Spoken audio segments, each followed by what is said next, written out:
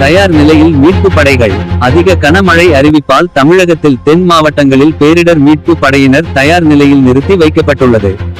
வானிலை மையம் கன்னியாகுமரி, தென்காசி, திருநெல்வேலி, தேனி ஆகிய 4 மாவட்டங்களுக்கும் இன்று நாளையும் ரெட் அலர்ட் எச்சரிக்கை விடுத்துள்ளது. 20 சென்டிமீட்டருக்கு மேல் மழை பொழிவு இருக்கும் என்பதால் அசம்பாவிதம் ஏதும் நடைபெறாமல் இருக்க முன்னேற்பாடுகள் செய்யப்பட்டுள்ளன.